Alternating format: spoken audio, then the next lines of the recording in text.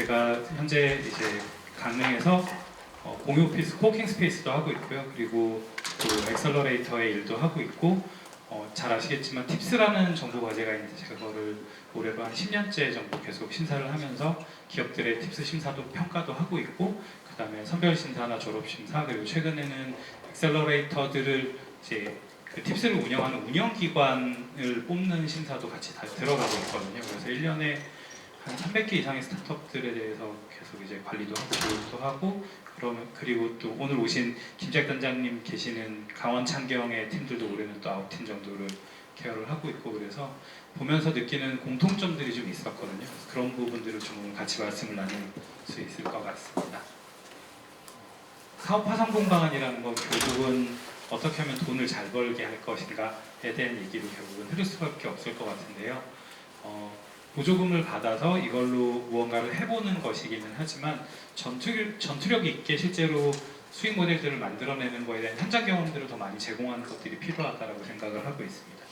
우선은 저에 대한 소개를 좀 드려보면요. 저는 99년에 IT 회사에 처음 발을 디뎌서 소위 말하는 닷컴 버블이라는 걸 직접 몸으로 경험도 해보고, 제가 일했던 회사가 망하는 경험도 해보고, 그러면서 이제 또 좋은 기회로 네이버에 이직을 했다가 네이버 라인에서 전략 관련된 일을 한 10년 이상 하고, 그 다음에 스타트업 씬으로 나와서 여러 스타트업에 투자도 하고 투자 유치를 해보기도 하고, 그러면서 이제 다양한 경험들을 했고요. 최근에는 강릉 주문진에 공유 오피스를 만들어서 이제 저 같은 사람들이 지역으로 많이 내려올 수 있도록 하는 일들을 하고 있고, 그리고 스왈로우즈라고는 엑셀러레이터 창업해서 또 좋은 창업팀들을 돕는 일들도 하고 있습니다. 사실 되게 멋있게 사진을 찍기는 했는데 저는 이런 게 더 어울리는 사람이거든요. 이제 친구들이랑 재밌게 놀고 또 유머러스하게 다양한 일들을 하는 걸 좋아해서 저런 것들이 사실은 저랑 좀 더 맞는 사람인 것 같습니다. 제가 왜 강릉을 내려왔는지 정말 많은 질문을 듣고 있는데요. 저는 스쿠버 다이빙이나 서핑이나 캠핑이나 이런 것들을 하면서 삶의 절반 가까이는 강원도에서 계속 살아왔다고 하고요. 그리고 IT 회사에서 엄청 열심히 일했거든요. 그러면서 이빨이 한 10개 정도 없습니다. 임플란트랑 브릿지로 버티면서 살고 있고요. 그러면서 저에 대해서 돌아보고 강릉에 내려와서 이제 살면서 좀 새로운 기회들을 모색을 하고 있습니다. 그리고 제가 일하고 있는 공간이면서 저처럼 지역에 내려와서 살고 싶어하는 사람들이 공유 오피스를 찾는 경험들이 많은데, 지역에는 일할 수 있는 좋은 오피스 공간이 사실 많지는 않거든요. 그래서 제가 네이버에 있을 때 경험했던 일을 잘하기 위한 좋은 공간이 어때야 하는가들을 다시 한번 지역에 구현을 해놓았고, 저도 여기에서 주로 일을 하고 있습니다. 이런 공간이고요. 가능하면 좋은 장비와 집중할 수 있는 환경들을 제공을 해서 일할 때는 몰입할 수 있는 환경들을 제공을 하고 있고, 또 다양한 사람들이 저희 사무실에 와서 발표도 하고 사회적 가치나 또 지역에서 선순환을 일으킬 수 있는 방안들에 대한 고민들도 함께 나누고 있습니다. 그리고 번외로 이제 아이가 생기면서 아이들하고 함께 놀 수 있는 다양한 행사들을 기획하기도 하고, 최근에는 영국에 있는 비치 하나를 통째로 잡아서 이제 재즈 페스티벌을 운영을 해보기도 하고, 다양한 재미있는 일들을 하고 있고요. 네. 그래서 제가 하고 있는 일들은 이제 오피스를 가지고 있고 스테이 사업들과 연계를 하고 다양한 액티비티들을 연계하는 일들을 하고 있는데, 이걸 조금 더 확장해서 보자면 코워킹 스페이스를 통해서 브랜드 리치 같은 이제 좀 더 규모 있는 일들을 하면서 로컬에 괜찮은 로컬 크리에이터들을 육성하고 키워내는 로컬에 특화된 엑셀러레이터의 역할들을 하고 있고, 또 그것들을 키워나가는 일들을 하고 있습니다. 엑셀러레이터라는 단어가 좀 낯설 수 있는데요. 법적인 용어로는 창업기획자라고 하고 있고, 그리고 엑셀러레이터 혹은 비즈니스에 대한 부스터, 이런 다양한 얘기들을 하고 있는데, 그들이 하는 일은 대체로 이렇습니다. 갓 태어난 아이가 있습니다. 이 아이의 30살 연봉을 맞추는 일이에요. 막 창업한 회사가 얼마나 커질지를 가늠하기는 사실 되게 어렵거든요. 근데 이 회사의 밸류를 어떻게 산정할 것이며 이 회사가 하고 있는 비즈니스를 어떻게 평가할까요? 거의 불가능에 가깝거든요. 네. 그 일을 하는 게 엑셀러레이터의 일인데, 이 아이가 조금 자라서 말도 하고 움직일 수도 있게 되면 뭘 좋아하는지를 찾아볼 수 있잖아요. 보면 장난감을 가지고 놀 때도 자동차를 즐겨 가지고 논다든지 키보드나 마우스에 관심을 가진다든지, 그러면 이 아이는 IT 쪽으로 키울 수 있겠구나, 혹은 뭐 기계 쪽으로 키울 수 있겠구나, 이런 이제 너무 섣부른 판단이기는 하지만 약간의 클루를 가지고 이제 그 방향을 잡아볼 수는 있겠죠. 또 다른 한 가지는 이 아이의 배경을 아는 겁니다.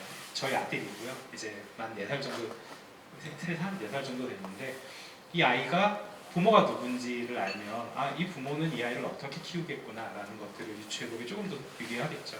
그래서 엑셀러레이터들이 초기 기업에 투자를 할 때 대표의 학력이나 이력들을 볼 수밖에 없습니다. 그래서 그런 것들을 통해서 어떻게 커나갈지에 대한 방향들을 예측하게 되겠죠.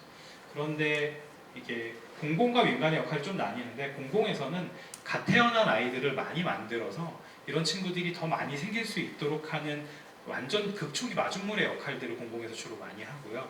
그리고 민간에서는 얘가 진짜로 돈을 벌 만한 애인가 아닌가를 판단한 다음에 돈을 진짜로 벌 수 있게 만들어주는 역할을 합니다. 그래서 이 두 개의 역할이 좀 다르다고 보고 있고요. 저는 이제 이쪽 민간 쪽에서 할 수 있는 일들을 좀 더 많이 하고 있고요.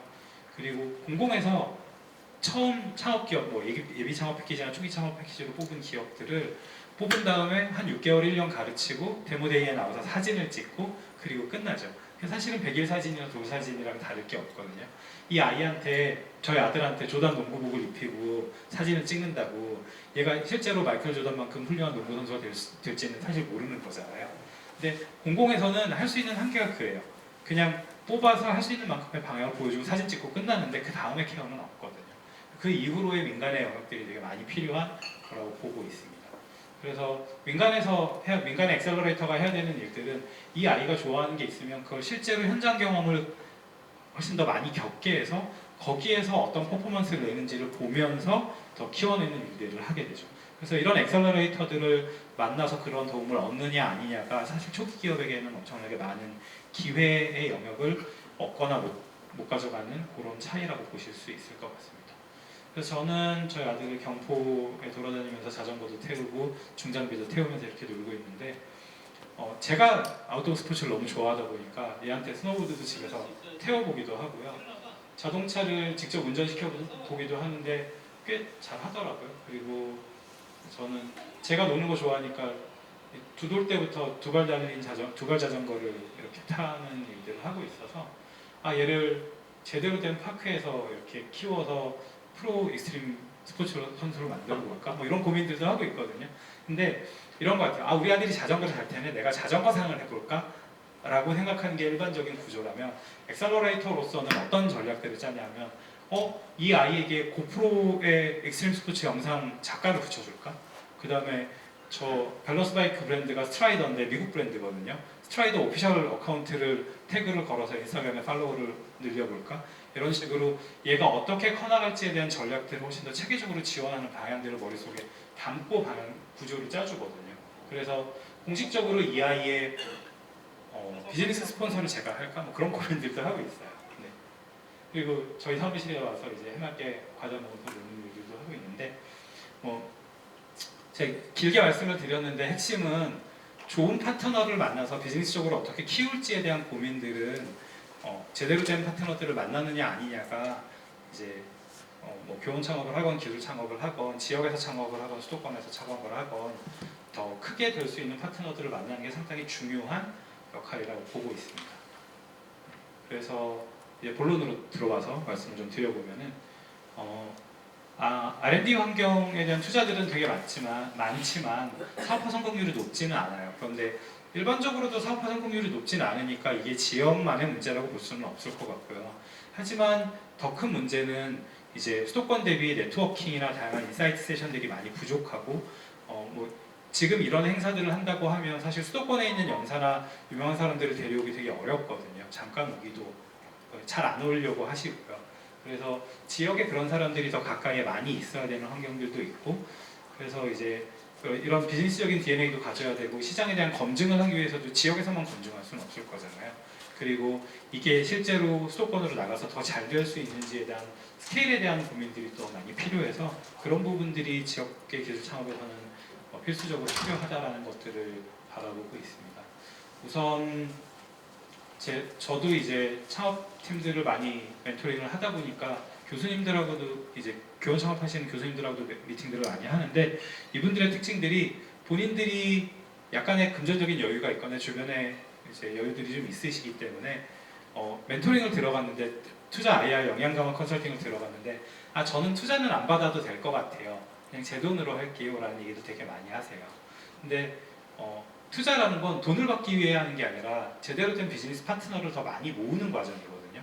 그리고 극초기의 기업은 대표 혼자 모든 걸 다 해야 돼요.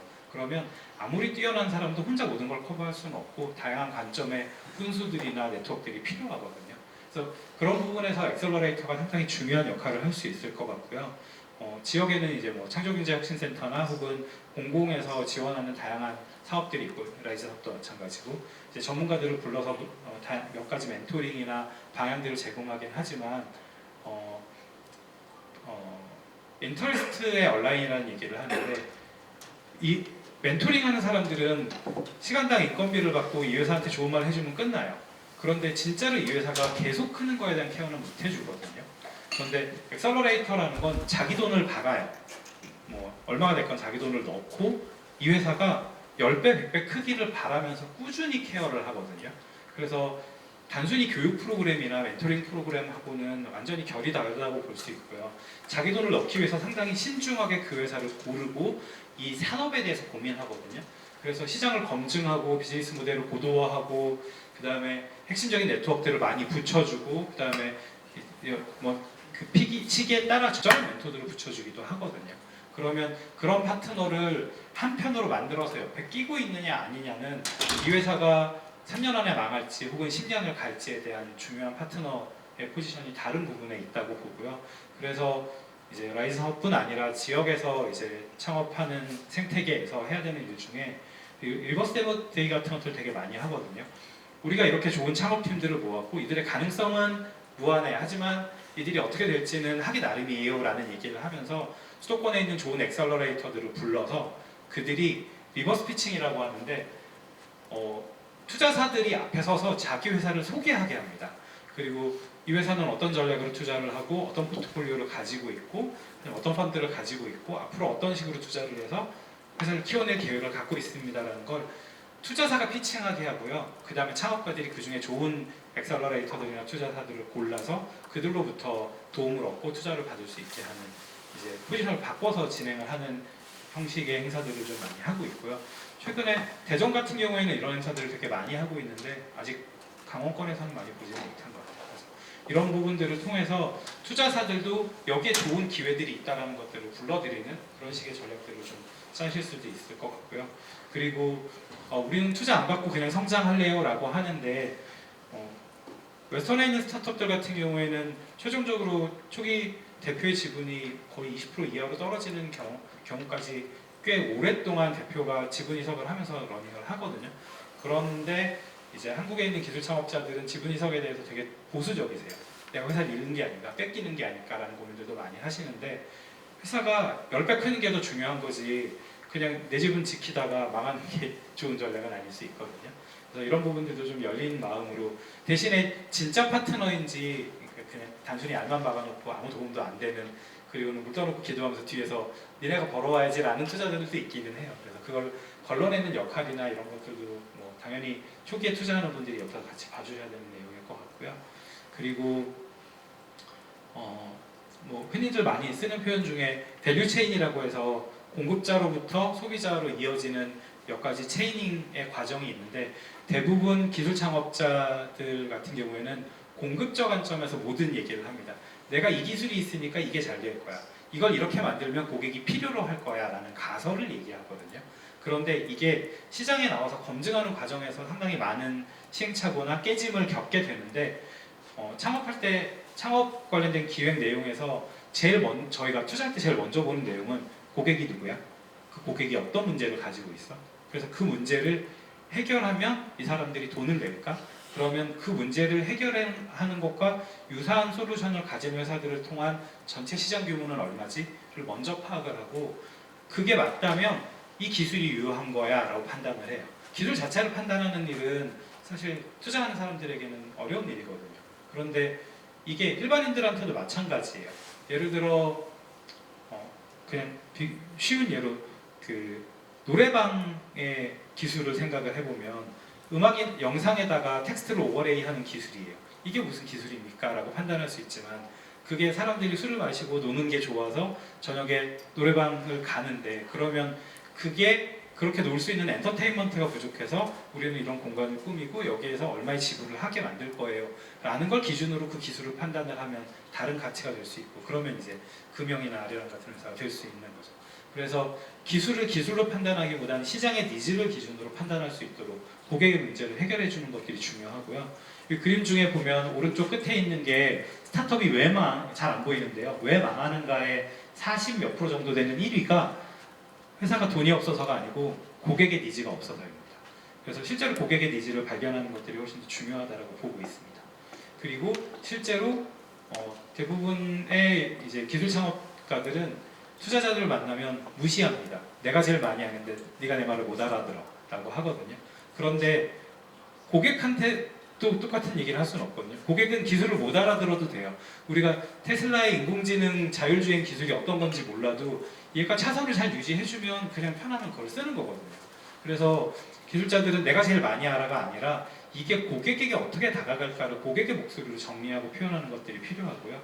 그 다음에 그래서 그들이 돈을 낼 것인가를 반드시 테스트를 해서 돈을 내는 사람들을 고객으로 보고 그런 사람들을 계속해서 찾아내는 과정들을 키워나가는 식으로 사업을 접근하셔야 될 것 같습니다.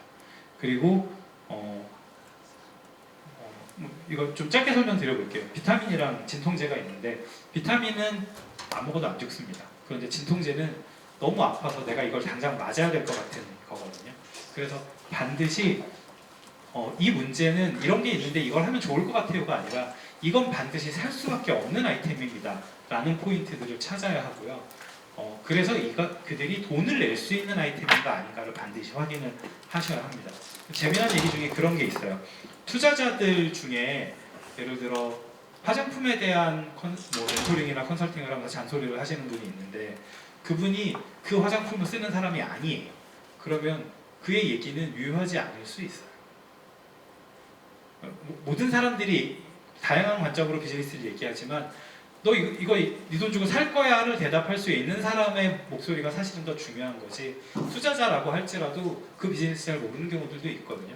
그래서 필요한 목소리를 가려 듣고 이제 정리하는 기술들도 필요할 것 같습니다. 그리고 이것도 간단하게 설명드려보면 강릉에서만 잘 팔리는 비즈니스인지 로컬 창업을 기준으로 보자면 이 아이템이 성수동에 갖다 놔도 핫한 아이템일지를 고민을 해야 될 것 같고요. 이게 글로벌리 잘 팔릴 만한 아이템인지에 대한 고민들이 필요합니다. 이 문제가 지역의 문제예요. 그런데 이 지역의 문제를 해결하는 걸 지역에서 끝날 수 있는 아이템이면 안 될 것 같아요. 같은 문제를 겪고 있는 예를 들어 강릉에서 겪고 있는 문제를 캘리포니아에서도 똑같이 겪을 수도 있는 거잖아요. 그런 식으로 이 시장이 얼마나 커질 수 있을지에 대한 셈을 미리 하셔야 하고 그 셈이 보여야 그래야지 전략적인 투자자들을 유치한다든지 업스케일할 수 있는 구조들을 잡을 수 있을 것 같습니다. 대부분의 투자자들은 돈이 예를 들어 10억짜리 펀드가 있다 그러면 1억짜리를 10개를 투자하잖아요. 그러면 7개에서 9개는 망할 거라고 가정하고 투자를 해요. 그러면 하나가 2배, 3배를 버는 게 아니라 하나가 10배를 벌어야 똔똔이고요. 하나가 100배를 벌어야지 맞는 구조예요. 그런데 10개만 하지는 않죠. 한 100개를 해야지 확률 싸움들이 되는데 핵심은 1년에 20, 30% 성장하는 회사를 매력적으로 보지 않습니다. 그 얘기는 내가 아무리 좋은 비즈니스를 성실히 열심히 수행해도 투자자들이 바잉하지 않을 확률이 있어요. 그러면 상처받죠. 투자를 받으러 갔던 사람. 그게 나빠서가 아니고요. 투자는 생리가 그런 거예요. 그냥 훨씬 더 리스키하더라도 100배 벌만한 아이템들에만 투자를 합니다. 그러면 어떻게 하면 100배를 벌까요? 라고 얘기를 해보면 한참 플랫폼이 새로 열릴 때에는 플랫폼 비즈니스들 예를 들어 배민 같은 애들, 쿠팡 같은 애들이 플랫폼이 짜여지고 이게 성장을 하면 1000배, 10,000배씩 커지는 비즈니스를 하잖아요. 그런데 로컬 창업에서 예를 들어 소비재 제품 같은 경우에는 이게 100배씩 나오기 되게 어렵거든요. 영업이익률도 5%, 10%밖에 안 나오고 잘해야 20% 나오는 건데 이게 연에 20%, 30% 성장하면 매력적이지 않을 수 있죠. 최근에 한류 콘텐츠들이 터지면서 어떤 일들이 일어나고 있냐면 우리나라에서 잘 팔리는 아이템이 동남아에만 가도 10배씩 터지거든요. 근데 이게 미국으로 유럽으로 나가면 100배씩 터져요. 그러면 기존에는 매력적이라고 생각하지 않았던 소비재 사업들이 그냥 단일 건수로 뭐 몇백억씩 매출이 나고 빵빵 터지는 일들이 벌어지고 있거든요. 최근에 수도권에 제가 좀 깊이 인발부했던 김밥 프랜차이즈 같은 경우에는 매장 하나에서 한 달 매출이 2억, 3억씩 나와요. 그러면 이런 애들을 전국에 300개, 400개를 깔면 그냥 단일 매출로 몇백억씩 나오거든요. 그런 일들 때문에 이제 메가커피라든지 컴포즈커피 같은 데들이 인수되는 사례들이 나오고 있어요. 그래서 전통적으로 매력적으로 보이지 않았던 산업들도 훨씬 더 업사이드가 크게 나올 수 있는 구조들이 생기고 있기 때문에 이런 구조들을 보면서 창업하는 팀들을 도와줄 수 있으면 훨씬 더 의미가 클 거라고 보고 있습니다. 네. 그리고 이 사업이 그래서 글로벌리 잘하는 플레이어들이 있고 그 플레이어들이 얼마나 큰 시장을 가지고 있는지들을 보여준다면 최근에는 그런 회사들이 한국에 있는 스타트업에 직접 투자를 하기도 하거든요. 그래서 그런 것들을 이제 우리 그들과 어떻게 경쟁해라고 생각할 게 아니라 우리나라의 저력이 얼마나 높이 평가받고 있는지를 이해할 수 있다면 그들을 투자자들이나 인수의 대상으로 바라보고 협력할 수도 있을 것 같습니다. 네, 간단하게 정리를 해보자면 기술을 가진 분들에게는 이 기술을 잘 이해할 수 있는 비즈니스 파트너를 만나는 게 제일 중요할 것 같고요. 그리고 이걸 글로벌리 팔 수 있는 전략들을 짜셔야 합니다. 그리고 대학이나 이제 기술 지원 기관 같은 경우에는 시장 검증을 할 수 있는 기회들을 마련해주고 가능성들을 믿어주는 그런 것들이 필요할 것 같고요. 그리고 실제로 그 판을 키워낼 수 있는 외부 전문가들을 좀 더 많이 수혈해주면서 투자를 통해서 이제 성장의 이익을 쉐어할 수 있는 구조들을 만들어드리는 것들이 필요할 것 같습니다. 그리고 지역의 이제 엑셀러레이터들이나 투자자들을 기준으로 보자면, 혹은 뭐 수도권의 투자자들을 기준으로 보자면, 지역의 자원들을 예전처럼 이렇게 작게 볼 필요는 없는 것 같고요. 좋은 아이템들을 발굴하고 키워내는 기회들은 충분히 무한하게 많이 있다고 생각을 합니다. 네, 이것으로 오늘의 발표를 마치도록 하겠습니다.